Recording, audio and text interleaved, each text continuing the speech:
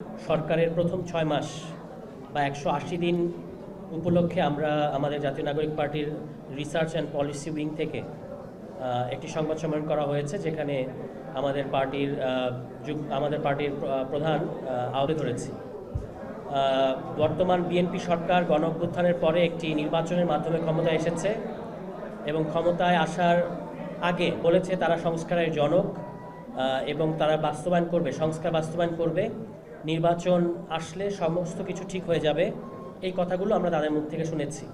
কিন্তু আমরা যেটা দুর্ভাগ্যজনকভাবে দেখতে পাচ্ছি যে এই পরিবর্তনের একটা প্রতিশ্রুতির মাধ্যমে তারা ক্ষমতায় আসলেও তারা এখনও যে পুরনো রাজনীতির একটা পুনরাবৃত্তি ঘটিয়ে চলেছে।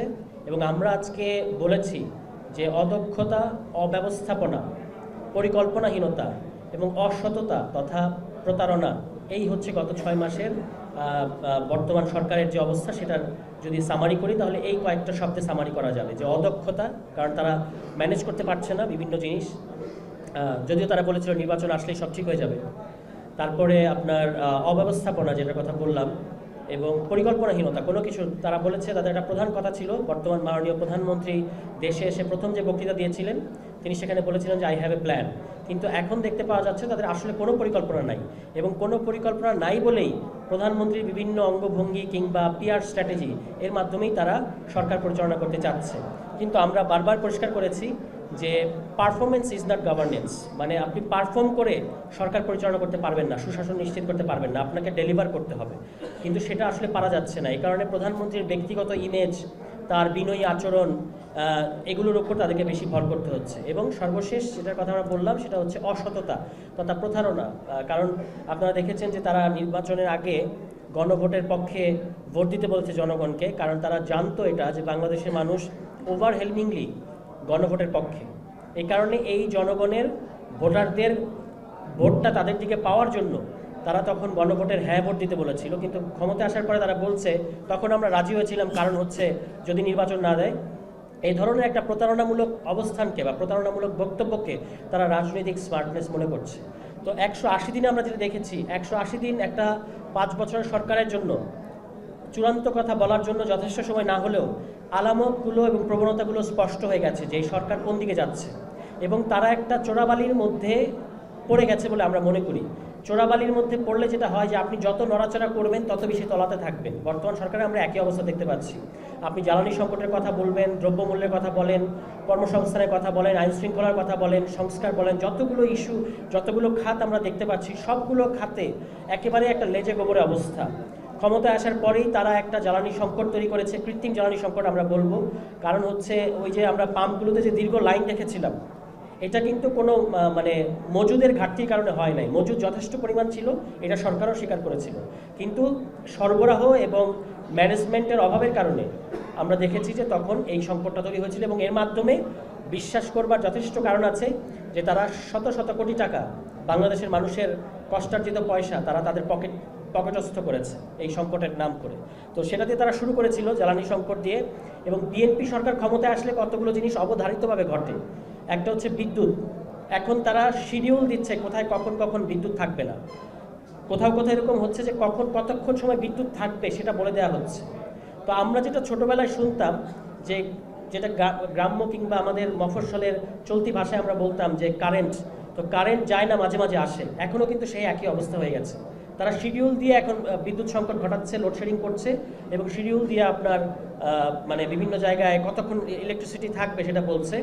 এবং তারা ক্ষমতায় আসলেই এই জ্বালানি সংকট হয়, ক্ষমতায় আসলেই বিদ্যুতের সংকট হয়, এইগুলো এবং দ্রব্যমূল্য সিন্ডিকেট এগুলো বেড়ে যায়। এখনও কিন্তু তার একেবারেই কোনো পরিবর্তন নাই। এই চট্টগ্রামের একজন প্রভাবশালী নেতা, আসলে দুজন প্রভাবশালী নেতা, সরকারের দুজন প্রভাবশালী মন্ত্রী, একজন হচ্ছে অর্থমন্ত্রী, যিনি বাজেট ঘোষণার আগে অনেক মানে তার বাক্যের ফুলঝুরিতে আমরা একেবারে কুপকাত হয়ে গেছিলাম। এখন আপনারা দেখবেন বাজেট হওয়ার পরে তিনি কিন্তু আর কোনো কথা বলছেন না, তিনি কিন্তু একেবারেই চুপ হয়ে গেছেন। কেন? কারণ তিনি IMF-এর কাছে গিয়েছিলেন এবং কোনো রকম ঋণ না পেয়ে ফেরত এসেছেন, তাকে শূন্য হাতে বিদায় করে দিয়েছে। কেন? কারণ তিনি NBR-এর সংস্কার করতে ব্যর্থ হয়েছেন। এবং অন্তর্বর্তী সরকার ক্ষমতায় থাকা অবস্থায় যে NBR-এর সংস্কারটা, NBR-এর পৃথকীকরণ তখন করা হয়েছিল, সেটাকে ভণ্ডুল করে দিয়েছিলেন তৎকালীন বিএনপি। এবং এখন তারা NBR-এর সংস্কার না করায় তাদেরকে IMF ঋণ দেয় নাই। তো আমির খসরু মাহমুদ মাননীয় অর্থমন্ত্রী তিনি কিন্তু একজন পরীক্ষিত ফেইলিওর এই অর্থে যে তিনি যখন 2001-06 সালে যখন বিএনপি ক্ষমতায় ছিল তিনি ছিলেন বাণিজ্য মন্ত্রী।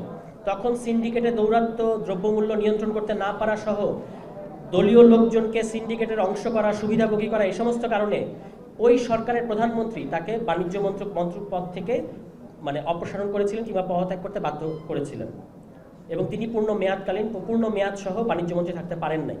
তো ওই পরীক্ষিত ফেইলিওর এখন অর্থমন্ত্রী, এবং এটা আমাদেরকে বলতে হচ্ছে এই কারণে যে তারা কিন্তু ক্ষমতায় আসার আগে এই কিছুদিন আগেও বলেছে যে 1.5 বছরের মধ্যে 1 কোটি কর্মসংস্থান নিশ্চিত করবে, আর এখনকার অবস্থা হচ্ছে অন্তত কয়েকশো কারখানা বন্ধ হয়ে গেছে।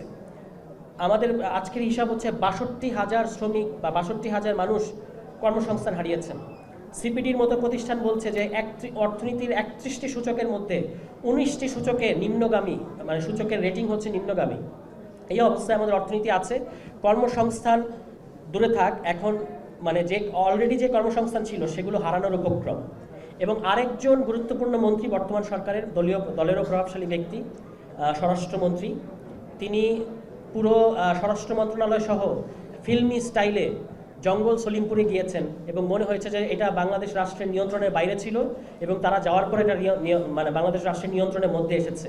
কিন্তু এটা থেকে অল্প দূরত্বে যে রাউজান, সেই রাউজানে কিন্তু ওনাদের যাওয়ার সময় হয় না, কারণ এটা কোনো পলিটিক্যাল লেভারেজ নাই বা পলিটিক্যাল এটা কোনো ক্লিক বেইট হয় না, কিন্তু জঙ্গল সলিমপুরে গেলে হয়। রাউজানে ওপেন ফায়ারিং হচ্ছে, আপনারা সবই জানেন, আপনাদেরকে আমাদের বলার কিছু নাই। এখানে দলীয় অন্তর্কোন্দল, বিভিন্ন দখল এবং আধিপত্যকে কেন্দ্র করে অন্তত 20 জনের বেশি হয়তো হত্যাকাণ্ডের শিকার হয়েছেন গত এই সরকার ক্ষমতায় আসার পরে, এবং যে অবস্থা দেখা যাচ্ছে এটা আরও বাড়বে। তো চট্টগ্রামের মন্ত্রী হয়ে যদি চট্টগ্রামের তিনি আইন শৃঙ্খলা পরিস্থিতি ঠিক করতে না পারেন, সারা দেশের অবস্থা বলাই বাহুল্য। এর পাশাপাশি কয়েকটা জায়গা আমরা তুলে ধরেছি, এটা বলার মাধ্যমে আমি আমার বক্তব্য শেষ করি। দ্রব্যমূল্য, এটা একটা গুরুত্বপূর্ণ যে ঊর্ধ্বগতি দেখা দিয়েছে।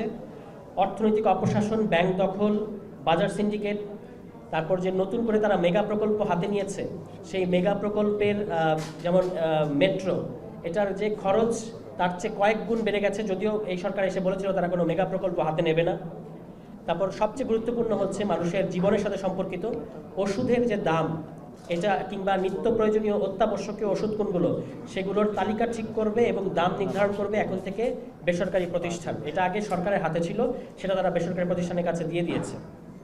এরপর হচ্ছে বিরোধী দলের উপর দমনপীড়ন, বিশেষত এনসিপির উপর তাদের আক্রোশটা খুব লক্ষ্য করবার মতো, যে আমাদের ছাত্রশক্তির এক সংগঠক হবিগঞ্জে তার চোখ দৃষ্টিশক্তি হারাতে হয়েছে বিএনপির বর্বরতা এবং নৃশংসতার কাছে। এবং অন্যান্য বিভিন্ন জায়গায় যখন আমাদের কেন্দ্রীয় নেতৃবৃন্দ যাচ্ছেন, সেখানে গাড়ি বহরে হামলা হচ্ছে কিংবা নানাভাবে আমাদেরকে প্রতিবন্ধকতা সৃষ্টি করা হচ্ছে। এবং এর চেয়ে একটা গুরুত্বপূর্ণ বিষয় হচ্ছে যে আপনার মত প্রকাশের উপর হস্তক্ষেপ, যেটা এখন অ্যাপারেন্টলি মনে হচ্ছে যে বিএনপি সরকার খুবই গণতান্ত্রিক আচরণ করছে, কিন্তু আপনারা খেয়াল করবেন যে 95 কোটি টাকা খরচ করে তারা নজরদারির যন্ত্রপাতি ক্রয় করেছে, যেগুলোর মধ্যে দিয়ে কন্টেন্ট ব্লকিং থেকে শুরু করে কন্টেন্ট রিমুভাল এবং সোশ্যাল মিডিয়ায় নিয়ন্ত্রণ কায়েম করা যাবে, সেটার জন্য তারা ইতিমধ্যেই 95 কোটি টাকা খরচ করে যন্ত্রপাতি ক্রয় করেছে। সাংবাদিকদের উপর হয়রানি, আপনারা দেখেছেন যে একটা জাতীয় মিডিয়ার 4 জন সাংবাদিককে অপসারণ করা হয়েছে। ডাকসুর নিউজ কভারেজ করতে গেলে ঢাকা বিশ্ববিদ্যালয়ে 10 জন সাংবাদিককে বেধড়ক মারপিট করেছে ছাত্রদলের সন্ত্রাসীরা। সবচেয়ে যেটা গুরুত্বপূর্ণ আমি বললাম গণভোটের ব্যাপারে তাদের যে স্পষ্ট প্রতারণামূলক অবস্থান, এটা তো বাংলাদেশের মানুষ ভালোভাবে নিচ্ছে না বা নেয় নাই। মিডিয়া সংস্কার, এটা তাদের একটা কমিটমেন্ট ছিল যে মিডিয়ার কমিশন হবে, স্থায়ী একটা কমিশন হবে, যারা সাংবাদিকদের এবং যারা মিডিয়ায় কাজ করছেন তাদের স্বার্থ, কারণ তারা নানা ধরনের চাপে থাকে, মালিক পক্ষের চাপে থাকে, মিডিয়ায় যারা কাজ করছেন কিংবা সরকারের চাপে থাকে, এগুলো থেকে তাদের পেশাগত স্বাধীনতা এবং পেশাগত সুরক্ষা দেওয়ার জন্য একটা মিডিয়া কমিশন হওয়ার কথা, এটাই সরকার কমিটমেন্ট করেছিল এবং অন্তর্বর্তী সরকার একটা রিপোর্টও দিয়েছিল, সুপারিশ করেছিল অনেকগুলো সংস্কার। এই পথেও কিন্তু বর্তমান সরকার যায় নাই এবং আমরা দেখতে পাচ্ছি যে মিডিয়ায় নানাভাবে আওয়ামী হচ্ছে। এবার দলীয়করণ, যেটা হচ্ছে যে বিএনপি সম্ভবত ধরে নিয়েছে যে রাষ্ট্রীয় প্রতিষ্ঠানগুলো তাদের দলীয় নেতাকর্মীদের পুনর্বাসন কেন্দ্র। তারা যারা নির্বাচনে ধরা যাক 60,000 ভোটে হেরেছে, ওই একই ব্যক্তিকে জেলা পরিষদে বসিয়ে দিচ্ছে কিংবা রাষ্ট্রীয় কোনো প্রতিষ্ঠানে বসিয়ে দিচ্ছে, তার যোগ্যতা আছে কি নাই এটা তারা তোয়াক্কা করছে না। রাজনৈতিক স্বজনপ্রীতি, বিখ্যাত বাবার অখ্যাত সন্তান বিভিন্ন ক্রিকেট বোর্ডের কমিটিতে বসে যাচ্ছে, কিংবা জাপানি কোম্পানির কনসালটেন্ট হচ্ছে, 2% 3% কমিশন নিচ্ছে, জাপানি কোম্পানি বাংলাদেশে ব্রিজ বানাবে, সেই কোম্পানিরও কোনো কিন্তু সেরকম মানে যোগ্যতা আছে কিনা সেটা নিয়ে প্রশ্ন আছে। কারণ এই জাপানি কোম্পানি দুটো ব্রিজ, ভোলার একটা ব্রিজ এবং শরীয়তপুরের একটা ব্রিজ, এই দুটো ব্রিজ করার জন্য 2019 সাল থেকে ধর্ণা দিয়ে যাচ্ছে, তারা এটা পায় নাই। এখন কি এক ম্যাজিক, বিএনপি সরকার ক্ষমতায় আসার পরে যে কোম্পানি খোলাই হয়েছে এই সরকার ক্ষমতায় আসার পরে, বাংলাদেশি কোম্পানি, বিখ্যাত বাবার অখ্যাত সন্তান খুলেছেন, সেই কোম্পানির দুতিয়ালিতে ওই জাপানি কোম্পানি ব্রিজ বানানোর কন্ট্রাক্টর পাচ্ছে এবং সেটার কনসালটেন্ট হওয়ার মাধ্যমে তিনি 3% কমিশন নিয়ে নিচ্ছেন। 40,000 কোটি টাকার 3% কত টাকা হয় আপনারা একটু হিসাব করে দেখবেন। এই যে এটা কোথা থেকে আসলো, যে এটা তো সম্পূর্ণভাবে রাজনৈতিক স্বজনপ্রীতি। কিংবা বাংলাদেশ ক্রিকেট বোর্ডের আপনি তাকে বানিয়ে দিলেন, ওই যে পারচেস কমিটি, শত শত কোটি টাকার ব্যাপার। এখানে কোন যোগ্যতায় হলেন তিনি? কোথায় ছিলেন? তার সংগ্রাম কি, রাজনৈতিক সংগ্রাম কি, তার কমিটমেন্ট কি বাংলাদেশের মানুষের প্রতি? তিনি তো কোথাও ছিলেন না। এমন যদি হতো, তাকে আমরা বিরোধী দলীয় সময়ে দেখেছি যে তিনি রাজপথে ছিলেন, তাহলে কার সন্তান এটা মুখ্য বিষয় হতো না। কিন্তু তাকে আমরা দেখতেই পেলাম এই বিএনপি সরকার ক্ষমতায় আসার পরে, এবং পরিষ্কারভাবে তিনি এই বাংলাদেশ ক্রিকেট বোর্ডকে এর মাধ্যমে বাপের দোয়া কমিটি, যেটা আমরা বলেছি, সেরকম বানিয়ে দেওয়া হলো। এরপর হচ্ছে দুর্নীতি দমন কমিশন। সংবিধান করে বিএনপি সরকার, অথচ সংবিধানের 99 অনুচ্ছেদের সুস্পষ্ট লঙ্ঘন করে দুর্নীতি দমন কমিশনে একজন সাবেক বিচারপতিকে বসানো হয়েছে, যেটা আমাদের সংবিধান অ্যালাউ করে না। কারণ অবসরপ্রাপ্ত বিচারপতিরা লাভজনক কোনো রাষ্ট্রীয় পদে বসতে পারবেন না, এবং দুর্নীতি দমন কমিশনের এই পদটা, চেয়ারম্যান পদ, এটা একটা লাভজনক পদ। তো সংবিধানের কথা বললেও তারা কিন্তু এখানে সংবিধানের কোনো তোয়াক্কা করে নাই, কিংবা সংবিধানের ধারাবাহিকতা রক্ষা করে নাই। মানবাধিকার কমিশন, এটা খুব গুরুত্বপূর্ণ। মানবাধিকার কমিশন এবং গুম কমিশন, এই দুটো অধ্যাদেশ করেছিল অন্তর্বর্তী সরকার, এবং এরপরে বিএনপি বলেছিল যে অধ্যাদেশগুলো বাতিল করে দিয়ে বলেছিল আমরা আরও ভালো আইন করব, আরও শক্ত আইন করব। কিন্তু আমরা দেখতে পাচ্ছি যে মানবাধিকার কমিশন এবং গুম কমিশনে এমন আইন করা হয়েছে যেটা 2009 সালের আওয়ামী লীগের যে আইন ছিল তার চেয়ে অত্যন্ত দুর্বল আইন। অর্থাৎ এর মাধ্যমে নতুন করে গুম করার কিংবা নতুন করে মানবাধিকার লঙ্ঘন করার একটা ক্ষেত্র কিন্তু তারা অলরেডি ক্ষেত্রটা প্রস্তুত করেছে। এখন মাত্র 6 মাস হয়েছে, তারা হয়তো সেই মাত্রায় কঠোর হয় নাই। সামনে যে দিনগুলো আসছে সেখানে আমরা বিএনপির আসল চরিত্র হয়তো দেখতে পাবো। এর বাইরে আছে আপনার প্রশাসনিক, এটাই বলে আমি শেষ করি। প্রশাসনিক কর্মকর্তাদের, মাঠ পর্যায়ে যে প্রশাসনিক কর্মকর্তা আছে তাদের মারাত্মকভাবে হয়রানি করা হচ্ছে। যারা ইউএনও কিংবা ডিসি কিংবা এসি ল্যান্ড এই ধরনের পদগুলোতে বসছেন, তারা কিন্তু অত্যন্ত পড়াশোনা করে, পরিশ্রম করে তারপরে এই প্রশাসনের এই জায়গায় এসেছেন দেশের মানুষকে সেবা করার জন্য। কিন্তু তাদেরকে যেহেতু সংস্কার করা হয় নাই, এই প্রশাসনিক সংস্কারটা হয় নাই, তারা চাইলেও অনেক সময় জনগণের সেবাটা দিতে পারেন না। তবু তারা চেষ্টা করেন অনেক ক্ষেত্রে, তাদের দুঃখের কথা তারা আমাদেরকে গোপনে অনেক সময় বলেন। কিন্তু এখন আপনারা দেখতে পাচ্ছেন একটা জিনিস, যে ফ্যামিলি কার্ডের নামে, যেটা বিএনপি সরকারের একটা প্রধান ম্যাজিক হিসেবে তারা হাজির করেছে, এই ফ্যামিলি কার্ডের নামে তারা যে কাজটা করছে সেটা হচ্ছে তাদের দলীয় নেতাকর্মীদের একটা সন্ত্রাস আর তাণ্ডব করার রাস্তা খুলে দিয়েছেন, এবং প্রশাসনিক কর্মকর্তাদের, ইউএনওদেরকে তারা অপদস্থ করছে। তারা বলছে যে জিহ্বা কেটে নেবে, জবাই করবে, লাঠি দিয়ে বের করে দেবে, এবং বিভিন্ন জায়গায় মব করে তারা ইউএনওদেরকে অপদস্থ করছেন, লাঞ্ছিত করছেন। কেন? কারণ ওই যে দুটো পদ, সুপারভাইজার, ফ্যামিলি কার্ডের তালিকাটা যারা ঠিক করবে, একটা হচ্ছে সুপারভাইজার, একটা হচ্ছে তথ্য সংগ্রহকারী, এই দুটো পদে বিএনপির নেতাকর্মীদেরকে, অশিক্ষিত নেতাকর্মীদেরকে বসাতে হবে, এটা হচ্ছে তাদের দাবি। এবং স্থানীয় পর্যায়ে যেহেতু এটা মানছেন না, এই কারণে এই প্রশাসনিক কর্মকর্তাদেরকে তারা তালাবদ্ধ করছেন কিংবা হেনস্থা করছেন। এমনকি নারী ইউএনওদেরকেও তারা বিভিন্ন জায়গায় আমরা দেখেছি যে চরমভাবে দুর্ব্যবহার করে এক ধরনের ভীতিকর পরিস্থিতির সৃষ্টি করেছে। কারণ এই ফ্যামিলি কার্ডটা আসলে একটা গজব ডেকে নিয়ে আসছে আমাদের ইউএনও সহ প্রশাসনিক কর্মকর্তাদের প্রশাসনিক কার্যক্রম কিংবা নিজেদের যে দায়িত্ব সেটা পালন করার ক্ষেত্রে।